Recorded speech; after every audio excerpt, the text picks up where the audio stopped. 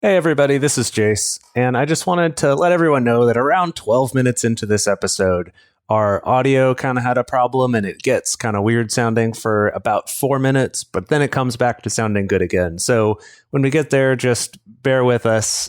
Sorry about that. Hopefully it won't happen again. And with that, let's get to the episode. If you're happy with the same old ways of dating, if you enjoy sucking at communication, and you have no desire to improve your romantic life, then our podcast might not be for you. But if you want some out-of-the-box ideas to deepen your current relationships, broaden your sexual horizons, develop a better understanding of yourself, or learn more about non-monogamy, then you've come to the right place. I'm Jase. I'm Emily. And I'm Dedeker. And this is the Multiamory podcast.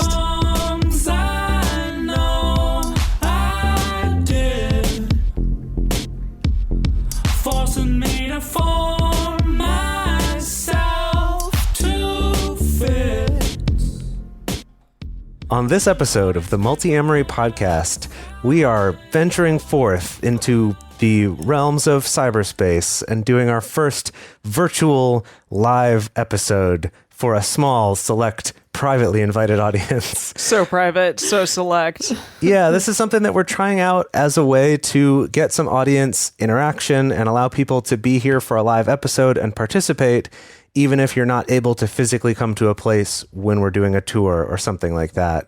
And so this is something that we're thinking about doing as maybe a more regular feature. We'd love to know what you all think about it, if it's something that you're interested in attending or if you just like listening to them. So we have a few people in our audience who have brought questions that they want to ask or topics that they want to discuss on the show.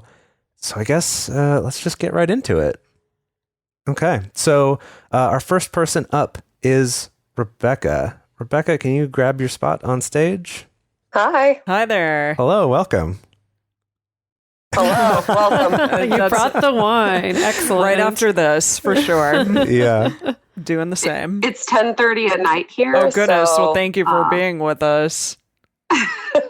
You're very welcome. I got all 3 kids to bed and we got some wine. We're good to go. Oh, that's lovely. Beautiful. What's the question that you have for us today? All right. So I have I've been in the poly world for quite some time now, but on and off throughout my life. And one of the things that I've been dealing with as a trouble spot lately is I'm really great at working with my feelings of jealousy and all of the past things from my mono relationships when I'm dealing with my husband dating people who are also poly. However, he's dated somebody recently who is from the mono world interested in poly, and I'm finding that I'm struggling a lot more with those things I thought I had under control, and really working through those. So the question is, how do I take those concerns, those fears, those worries away when I'm dealing with something new to poly? That's a great question, actually. I do want to ask a quick clarifying question. Is it, have there been particular instances or behaviors or things that have happened that have kind of been more triggering to you? Or is it just kind of like he's just started dating this person and the idea that they're new to poly has brought up a lot of concerns, or is it a mix of both? It's probably a little bit of a both. One of the main triggers is that I am very much of the kitchen table poly variety, and she's very uncomfortable with that. And so there's a struggle there because she wants him there and she wants the time with him, I see. as opposed to us all being together. Like it is more my choice. Yeah. Yeah. So by kitchen table, you mean just that everyone can be together and it's not weird in that sense that you can have interactions with multiple people at once and not have it be potentially triggering or something challenging for you, but that's not necessarily the case for her. Exactly. Okay. And not to say that she wouldn't eventually get to that point or anything, but it causes all of those fears that I thought I had under control, because when you're dealing with other people who've been there, done that, it's a lot easier. Whereas when it's somebody who's new to it, you start worrying. Well, so can I ask then, just we're going to keep kind of prodding you with questions at the start here. Go for it. So like you mentioned that things are coming up now that you kind of had gotten under control or you had already processed before. But then you also mentioned that part of the concern is the fact that she doesn't want to all hang out together. So she's kind of taking him away from you more often. And I guess I'm curious, like, how much of it is just the very pragmatic, like, I don't get to see him as much because she wants to spend time with him alone and we can't all hang out together. And how much of it is more those kind of fears of something worse than that happening? Fair. And a lot more of it is the, I don't know if it's the former or latter, because you went back and forth. The bigger problem is not the time away. I actually travel for work a lot, so I'm away from home a lot. Yeah. And we have 3 kids, so we're used to going out separately. It's the, well, I'm not worried about a poly person trying to take my person. Right. But if this person isn't comfortable with me and isn't spending time and it feels a little bit like I worry about that, even though I know that's not my place. But the potential, maybe. My wheelhouse. Yeah. Right. It just causes more of that insecurity, even though I fully trust my partner. I fully trust that, you know, he knows what he's doing. That doesn't change, but I still go through it. Yeah, totally. So that's a good segue, actually, that you brought up the trust thing, because for me, I feel like it boils down to trust of your partner, but also trust of this person, right? And I think that's kind of 2 different channels that can have their own unique challenges and own unique feeling to them. I know in my experience, like I've definitely have a wealth of experience of a partner of mine dating someone who's maybe inexperienced, or this is all brand new to them, or they've been a dedicated monogamist up to this point. And I've definitely had the experience of like when I don't trust my partner, when I think my partner is like, if this person puts a little pressure on my partner is going to be like, yeah, okay, sure. You know, like I'll go be monogamous with you. Like I've definitely had that experience where the person that I dated didn't feel very trustworthy to me. And I didn't feel like was going to have good boundaries or advocate for me or our relationship. And so that was really stressful. But I've also had the experience where I did trust my partner a lot and did trust like, oh yeah, they have good boundaries. They know what they want. They know how this is going to go, and they know how to describe our relationship to someone. They know how to just, you know, they know how to set up expectations for this person. And then that leads to also kind of the trust of this person, which I really feel you talking about. If this person's brand new, like, what are they going to do? Are they going to try to take this person away from me? Are they going to throw a fit and stamp and scream and just like make all our lives a living hell? Then combined with if this person doesn't want to see me or hang out with me, then it can feel like a slap in the face of like, well, what's wrong with me and what's wrong with them and stuff like that. And that one's definitely more challenging because I definitely, if there's some reason why a partner or a metamor doesn't want to meet me or doesn't even want to meet for coffee, I'm definitely like, oh gosh, I get really nervous.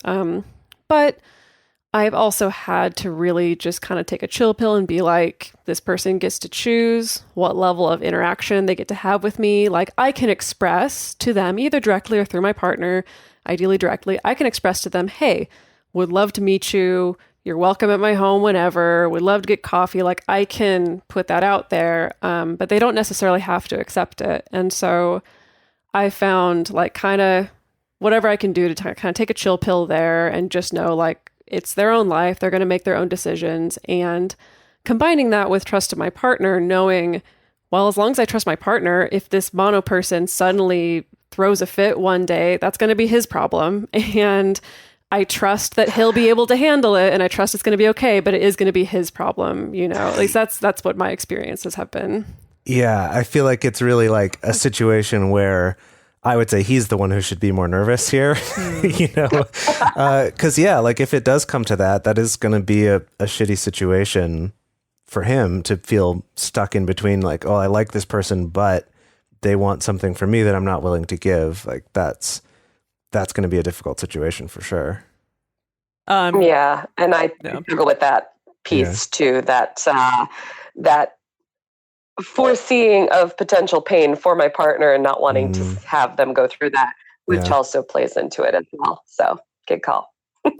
Yeah, totally understandable. I know for myself, when my partner who was new to polyamory started dating someone who had a lot of similar interests as he did, like read poetry and was very intellectual in various ways that perhaps I'm not. And that to me was really challenging, just because it did bring up these emotions of feeling unworthy in a way. And obviously, like, that's not what you're going through, but because I had those emotions coupled with the fact that he was new to polyamory, I thought, like, well, maybe he would find this person more attractive than me in a variety of ways and want to go off with them and leave me behind, kind of thing. So that, I remember, it just kind of jogged my memory when you were talking about your situation, kind of in the reverse order. But yeah, that it is, I think, very understandable and challenging. Just the newness of that in any direction is a potential for volatility and a potential for the unknown and whatever, I think, any sort of self-soothing, like, understanding, or as Dedeker said, being able to talk with this person if you can, and just say, like, hey, I am willing and able to have some sort of friendship or understanding, neutrality between the two of us if you want it.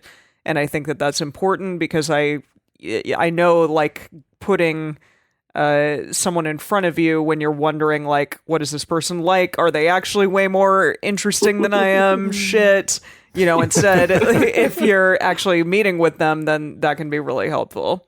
Yeah, and I don't want to belabor this too much, but I will piggyback off of that I think that when you're more experienced, like, it sounds like you've already been around the block with this poly thing with your husband, that, and especially, it's clear to you that you want kitchen table poly, and that's something you're comfortable with, that when you're in that position, it can be easy to forget what it's like for someone totally new. Because it's like, I'm like, well, I know I'm not scary, and I know that meeting a metamor isn't as scary as everyone thinks that it is. Like, I know it'll be, like, totally easy and totally fine, and they'll feel totally welcome, but they don't know that. When I first started dating non-monogamously, like, hell no, I didn't want to meet my partner's other partners. And over the years, actually my current partner, or one of my current partners, Alex, like, when I first started dating him, he was brand new, and he wasn't giving me, like, a hell no, but he was kind of like, ooh, like, I don't know if I'm ready for that. Like, I don't know how I feel about that. And now he's fine, So it may just be a matter of patience also, that it's just takes a while for that to sink in, that it's really easier said than done. Yeah. If I could actually getting to see my reaction. That is a unique perspective we don't get to have on the show. We're just talking into a black box. If I could offer maybe something completely different from what we've been saying so far, and that is that something that might be a little bit helpful is to think about, well, what if essentially the worst realistic case scenario happens, where she does get attached to him and then feel really uncomfortable and try to convince him to be more monogamous, or more often, I feel like it comes up as, like, trying to do little things to sort of get the trappings of monogamy. And it can be very easy for people in that situation to start kind of compromising on their other poly relationships when they're getting pulled toward this monogamous one, not out of a sense of doing that intentionally, but of, oh, well, I want to keep this person happy. And it seems like such little things to ask, but then they can kind of add up. And so if I were to take, like, let's look at the worst case scenario here. If that's happening, you trust that your husband wouldn't just be like, yep, I'm going to be monogamous now, bye.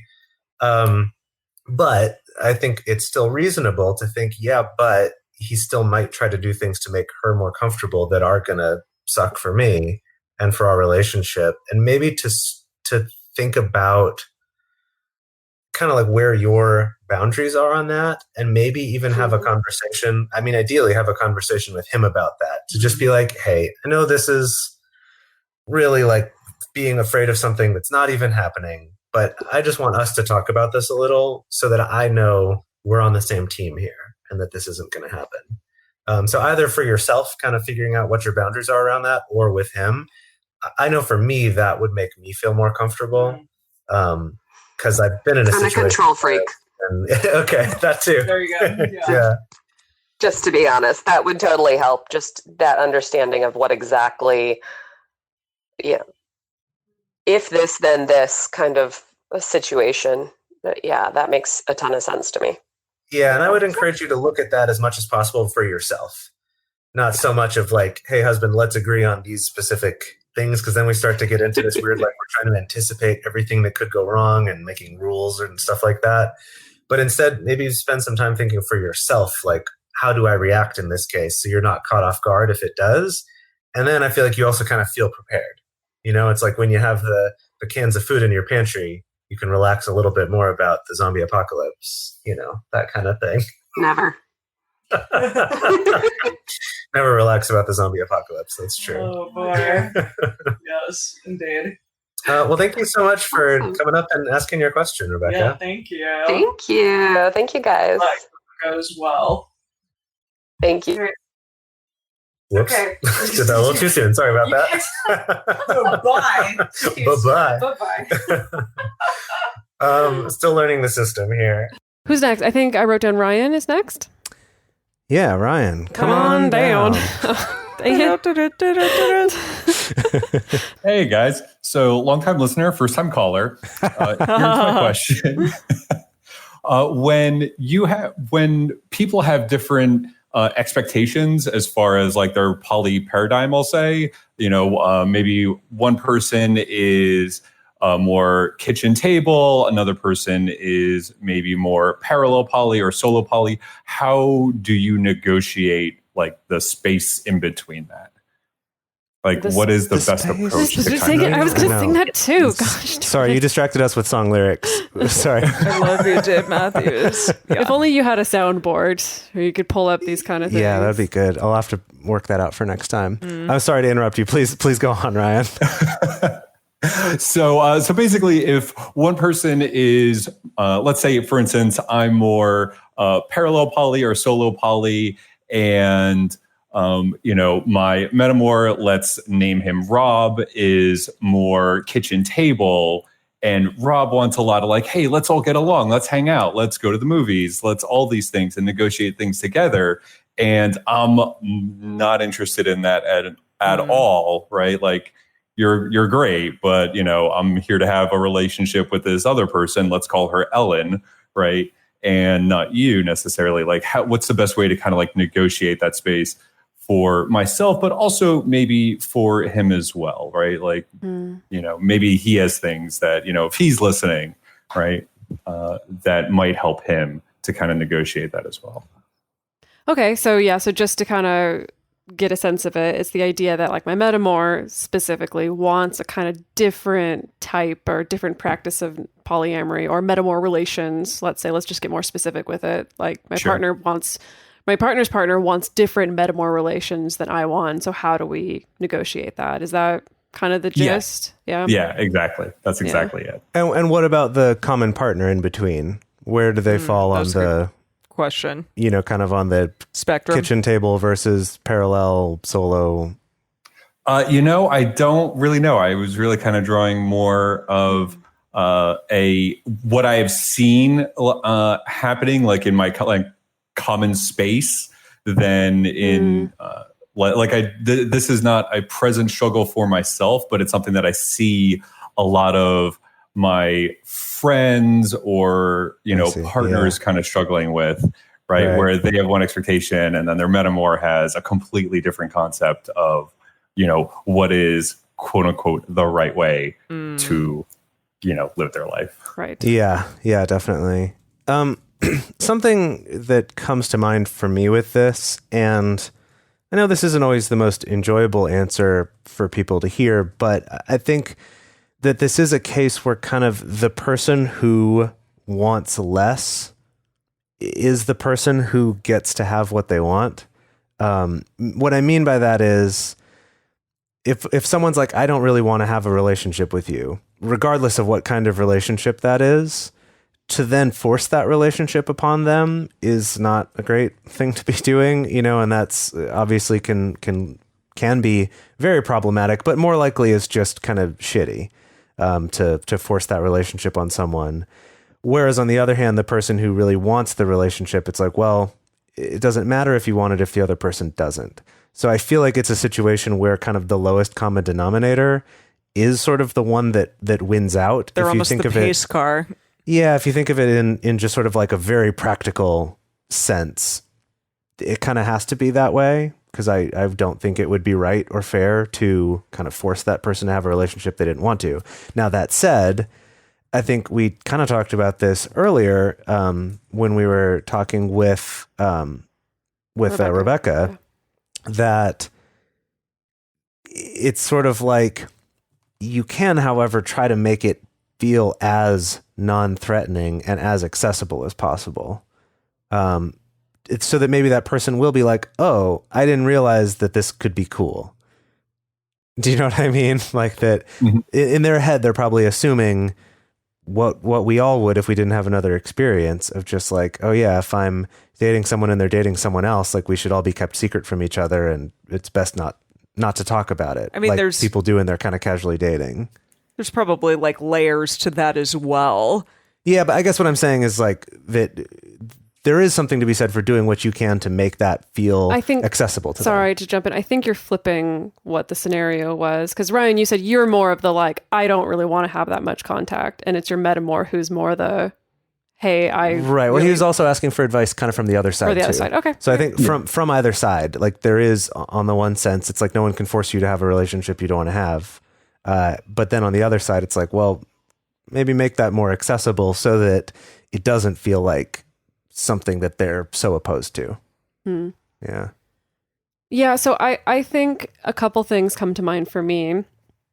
First one being, and we talked about this again when we were talking to Rebecca, I definitely want to affirm, like, parallel poly isn't the right way to do things. Kitchen table poly isn't the right way to do things. Solo poly isn't the right way to do things. There's no sense of like, I don't want anyone to feel like you have to be sitting on your metamor's lap, or you have to be doing this, or you have to have this kind of relationship, or you need to communicate with them in this way, or anything like that.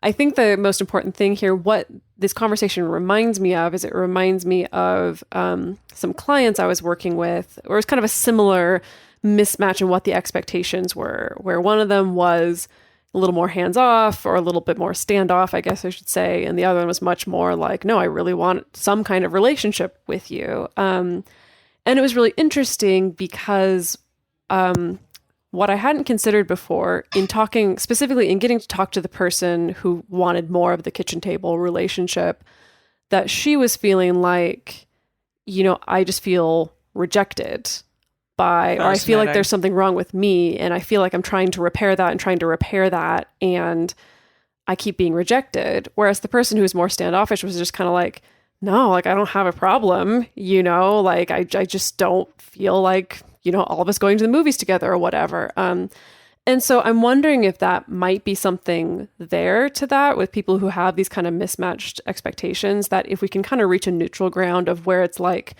we can reach what I like to call, I think we've referred to it on the show before, as kind of like the neutral positivity relationship between metamors, of like, if we can reach that where it's like, you're safe, I don't hate you, I don't have a problem with you. It's just that I prefer to have more alone time, or I prefer to be focused on my partner. So I think that can be really important. I think it can be important to put an emphasis on direct communication with this person about these things, because it's probably something that's more likely to get garbled through your partner, or get garbled if there's a lack of communication, through your partner. It may be a thing. Again, it seems like this would be also really important to get the mutual partner's input on as well, of figuring out, is there a good compromise that would make everyone feel safe enough to engage in this relationship? Maybe it is like, once every 6 months we can go to the movies together, or maybe once every 6 months, like, yeah, sure, we're okay to hang out at a party together or whatever, where like, what is enough that makes maybe you feel like I have breathing room and this person's not trying to force a relationship on me, but makes the other person feel like, oh, I'm seen and I'm connected to, and we have a channel of communication, and it's not that like you hate me and are rejecting me. I realize that may not always be the feelings that each person's feeling, but that's just kind of what comes to mind for me. What did the two of you think? Yeah, I think language is an important thing to kind of put out there in a really positive way, or even just a neutral way, because there's a difference between being like, hey, I'm very committed to our mutual partner. That's where my focus is. That's something that I feel is more, I don't know, just where my interests lie in my life. And like, I think you're awesome, you're great, but I'm not really comfortable with, us all hanging out in a certain way or in a certain fashion, versus being like, hey man, like I'm not going to hang out with you. Like, that's not a thing that I'm going to do. Like, there are ways, I think, in which to say the same thing in better or worse ways. And if that can be done in with kindness and with love, and also maybe always keeping open communication. Like, for instance, Dedeker's two partners, Jase and Alex, like, they're not the best of friends, but they definitely have open communication with one another. But you also it's not like you don't get along or anything like that. No, not at all. Right. It's not anything along those lines. It's just that like they don't all need to like hang out together all the time, but they will if that occurs in the moment, but there's no push to do that per se. I think it's just like a mutual understanding and also like respect for one another.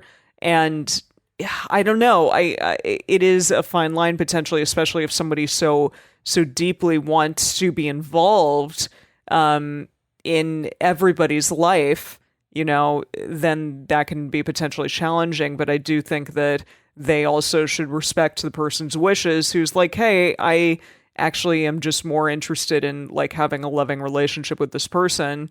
I respect you and good for you. Like, I hope you're doing great, but I'm just not very interested in like hanging out in that fashion, three of us or more of us or whatever. Jason? How's that all feeling for you so far, Ryan? I'm just curious to check in on like what things have resonated with you and what ones are you like, well, I don't know if that applies here. No, I found a lot of that really helpful. Certainly, I agree about speaking with people with compassion and kindness. I really liked neutral positivity. I think is a good like anchor point, because I think sometimes it can be hard to distill like what that means, especially in a space where you're trying to like maybe create space with people. So I like neutral positivity, and I made a little note for myself here about that. Great. Yeah, no, that's all been very helpful. Thank you guys very much. You have a very good radio voice, Ryan. Yeah, I just have voice. to say. Thank you so much. Yeah, do you have like a studio microphone set up there with you and everything? Not at all. It sounds great. Yeah, it does. Maybe just thank you very much. Not a very live room. It's like a good setup Right. for sure. We might be calling you up next time we need to record some kind of voiceover or something. Yeah.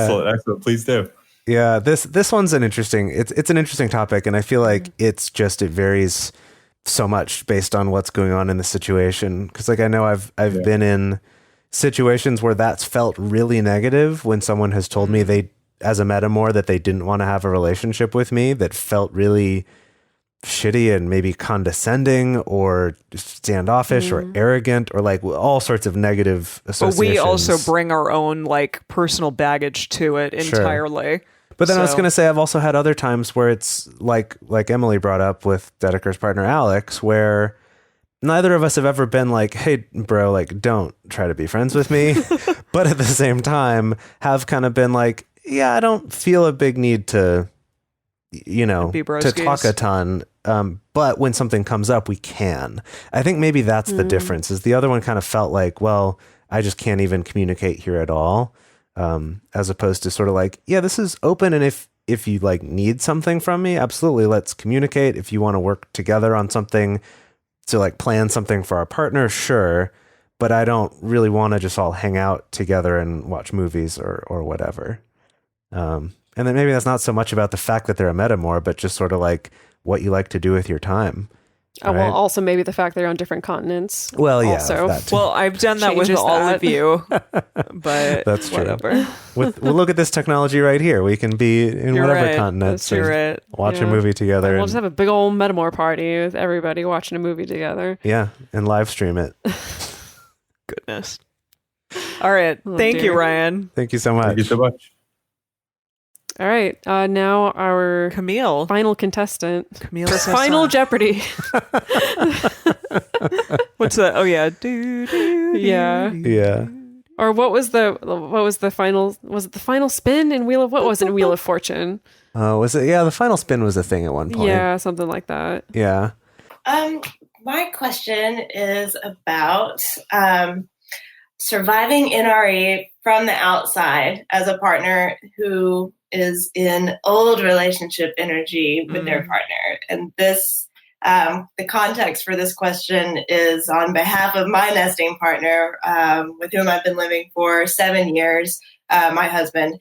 And I, in the past 6 months, have taken on 2 lovely new partners for the first time since we've been open for about 8 months. So it's all kind of scary and intimidating, and I would like to know how to best support him. We also live in the Bible Belt in a small city, and dating has been hard for him as a straight, married, poly guy, too. Yeah. So he has some envy at his kind of luck right now, or lack thereof, and watching my relationships blossom. And it's conflicting for me as well, because I don't want to kind of rub my happiness in his face in a way, but also walk the line between open communication and supporting him too. Yeah. Is this something that he has come to you with, of like, hey, I'm really struggling here? Or is it something that you've just been feeling guilt over? Has it been a mix of both? It's a mix of both, but we do communicate often about it. But just recently, he was saying he was feeling the kind of squicky, just a little scared, not really putting exact language to it, but just general discomfort at witnessing NRE from the outside. Yeah. Yeah, I mean, there's a lot of pieces going on at the same time. I think that's, Dedeker's trying to tease out like which ones should we talk about. Because gosh, I mean, that like especially when you're newer to polyamory, I find this happens it just kind of happens sometimes that one person kind of has better luck than the other at certain times. And this could flip around the other way at some point too, or maybe it takes him way longer to find a partner, but then he finds one that's nice and solid. Meanwhile, you've had, 8 breakups, and that's been really hard on you, right? Like it can really, anything can happen. 8 breakups. Like, I don't know. Like all hers have been. I get you get what I'm saying. It may as well be 8 breakups for how it feels. Yeah. Yeah, it'll feel like 8 breakups. I'm sorry. I'm being super pessimistic, and now you're frowning. No, but I guess what I mean is that I've found that over time, like in my relationship with Dedeker, it's really varied which of us kind of had more partners, and it's easy to be jealous on either side too. Of sometimes it's like I have all these partners.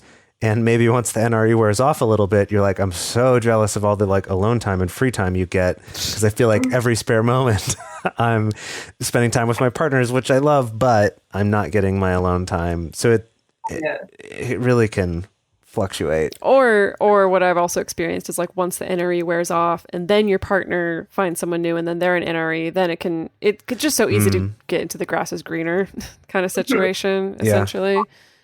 But in terms of like actionable things that you can be doing for him, I mean, and I'm sure you're great at doing this already, but it is things like asking what he needs in the moment. If it is something such as reassurance, if there's a specific thing that's been really challenging for him and he needs reassurance on, such as like the amount of time that you're spending maybe away from the house, or sleepovers or something like that, if you can really like make a specific date night with him or a couple date nights with him instead of just like doing your day-to-day thing at the house, if you can kind of bolster him up and build him up and make him feel special in that way as well, that's probably going to be very nice for him.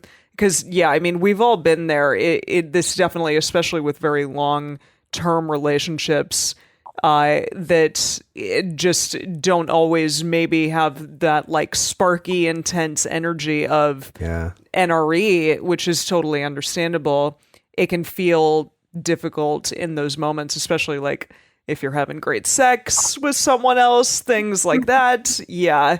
All of that together can be challenging, even if you come home from a date and your husband like can see the excitement, you know, those things, not that they shouldn't be there. And that's amazing that they are, but it obviously, understandably can be challenging.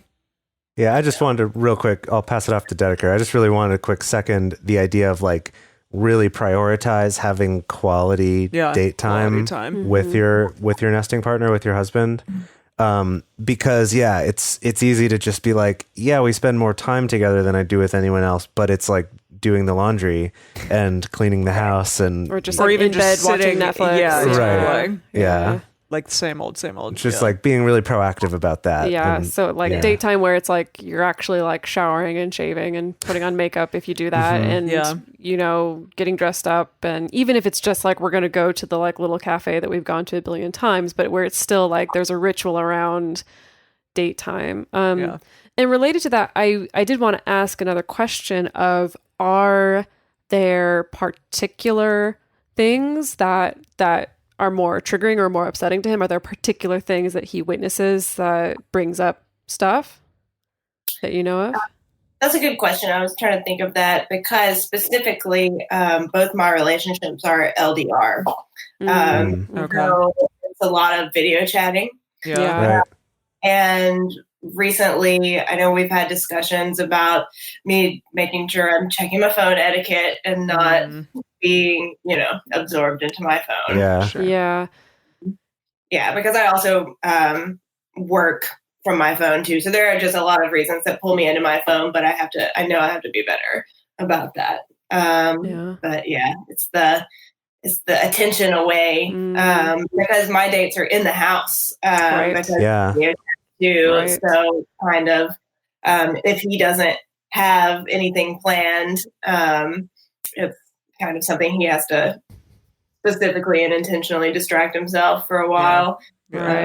Yeah, that's because I was going to ask, because for different people it's different things, you know. For some people, you know, maybe this probably wouldn't happen so much since your relationships are long distance. For some people it is having to watch their partner, you know, getting showered and getting prettied up and then heading out the door. For some people, often for me, what tends to trigger me the most if my partner's an NRE is the phone thing, is the like, because I've been there. I know when you're an NRE and it's just like, you know, just like emoji, you know, that's the thing that tends to upset me the most. So with you being in the house on your dates, that is interesting.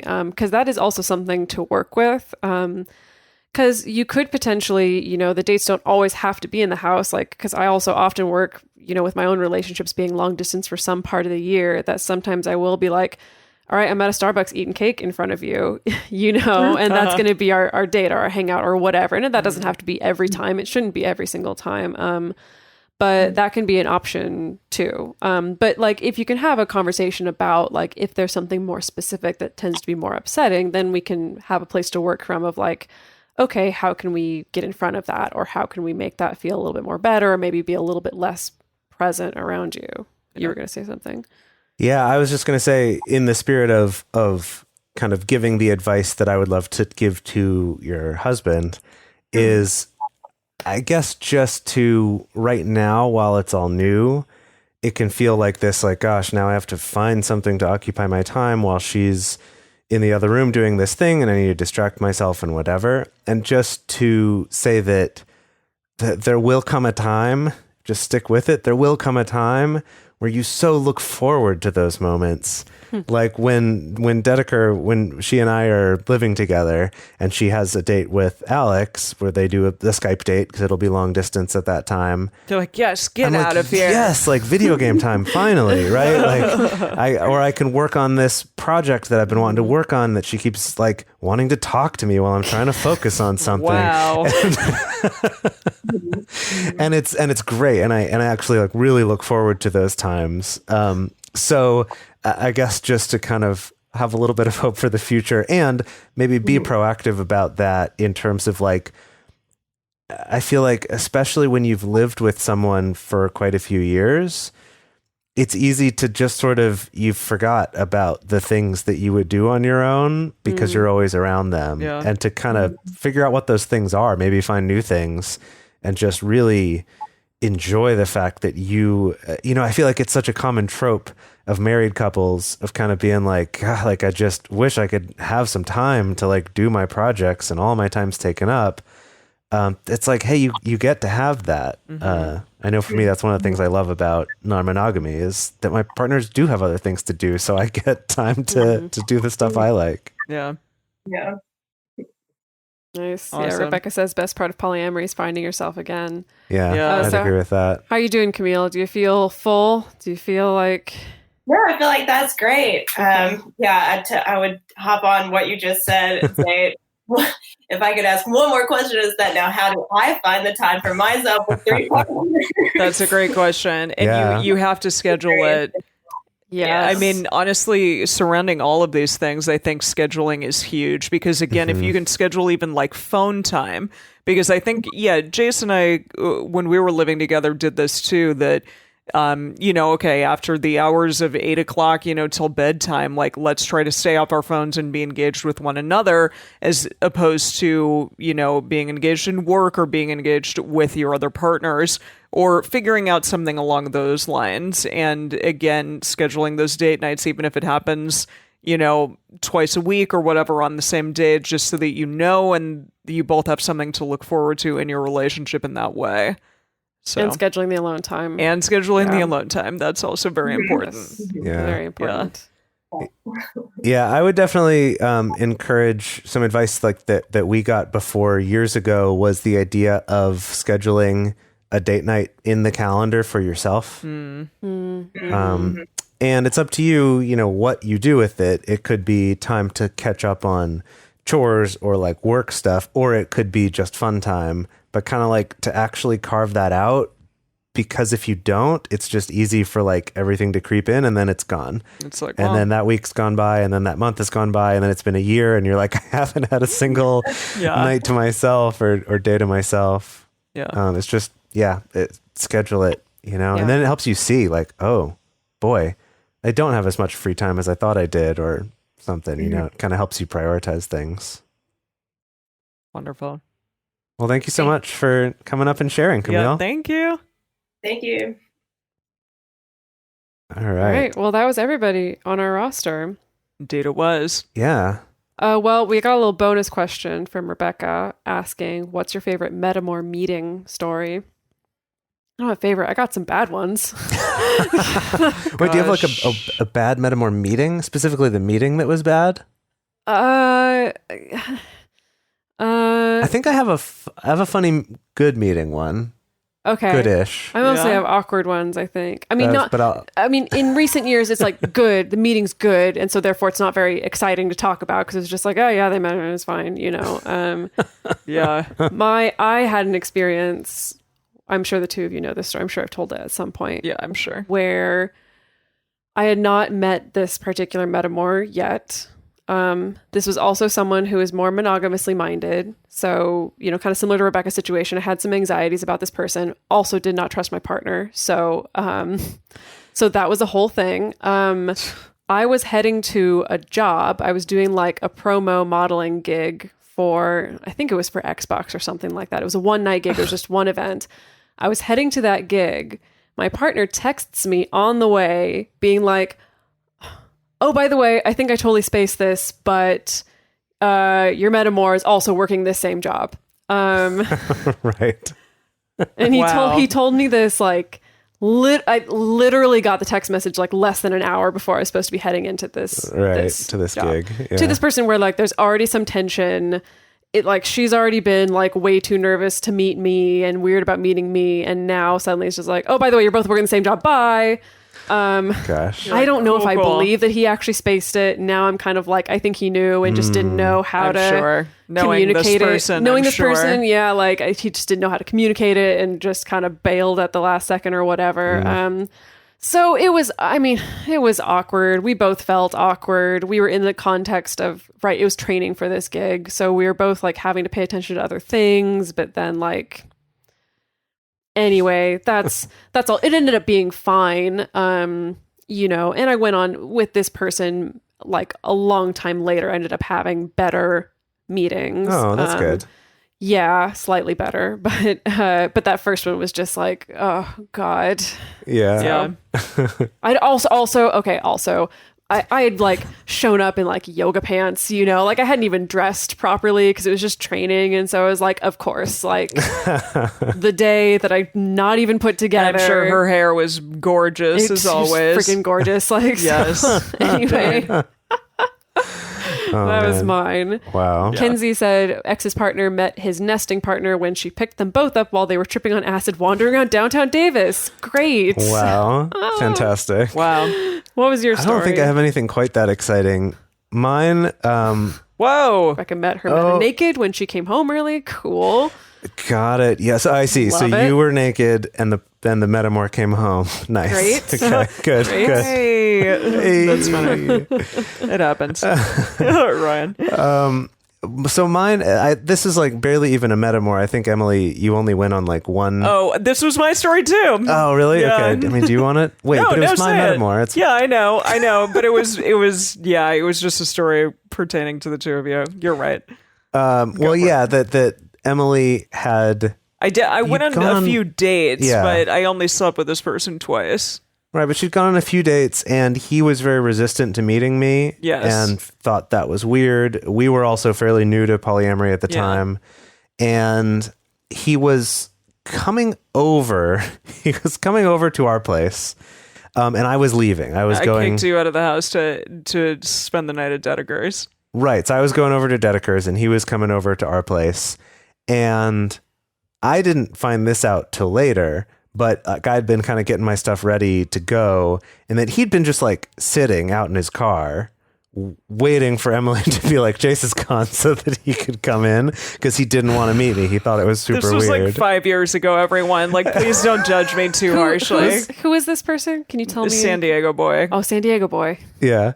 And got to speak in code here. Yeah. But anyway, what happened was I left, and then he shows up, and then I realized I forgot something. And so like, I like had to stop and like get out of my car and run back or get off my motorcycle or whatever. I was like, you didn't have a car back then. Come on. To come back in and get something that I had forgotten. And then he was there. And I came in and I was like, oh, hey, good to meet you. And said hi. And it was just kind of like, oh, I just got to grab this thing. And I grabbed it. And it's like, have a good time, you guys. Like, good to meet you. Yeah. When and you I left, he was like, oh, that was fine. And I'm like, yeah, duh. Calm down. Yeah. Yeah. So anyway, that's mine, I guess, and Emily's funny metamor meeting story. Yeah, that's that was funny. The funniest that I remember. Yeah. All right. Well, first of all, thank you to all of you patrons who joined us today for our like exclusive, handpicked, privately selected group of people here today. Yes. Thank you for helping us test out this new format. This was a ton of fun. Hopefully we'll do some more of this in the future. For those of you who are listening, you patrons who are listening, if you have experiences similar to what people shared today, we definitely want to hear about it. So the best place to share your thoughts with other listeners is on this episode's discussion thread in our private Facebook group or Discord chat. You can get access to these groups, and you can join our exclusive community by going to patreon.com/multiamory. In addition, you can share with us publicly on Twitter, Facebook, or Instagram. You can email us at info@multiamory.com. You can leave us a voicemail at 678-MULTI05. Or you can leave us a voice message on Facebook. Multiamory is created and produced by Jase, Lindgren, Emily Matlack, and me, Dedeker Winston. Our episodes are edited by Mauricio Balvanera. Our social media wizard is Will McMillan. Our theme song is Forms I Know I Did by Josh and Anand from the Fractal Cave EP. Full transcript is available on this episode's page on multiamory.com.